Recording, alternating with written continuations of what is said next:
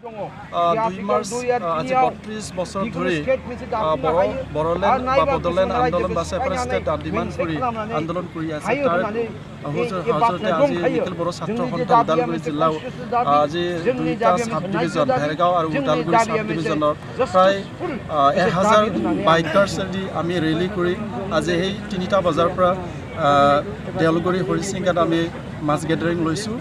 ইয়াৰ মৰ্মে আমি ষ্টেট আৰু ভাৰত চৰকাৰক জনাব বিচাৰিছোঁ অতি শীঘ্ৰে আমাৰ বড়োলেণ্ড গঠন কৰি দিব লাগে, অন্যথা আমি ইয়াৰ কঠোৰ আন্দোলন চলাই যাবলৈ কাৰণে আমি প্ৰস্তুত আছোঁ।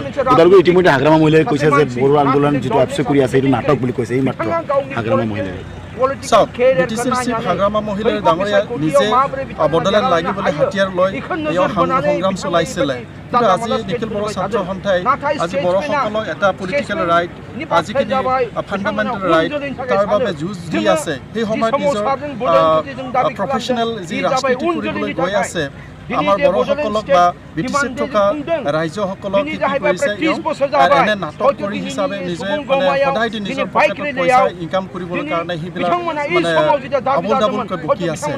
আমি ভাবোঁ এই সময়ত নিজৰ জাতিক বা নিজৰ BTCক ভালকৈ শাসন কৰিবৰ কাৰণে সি যোগ্য নহয়।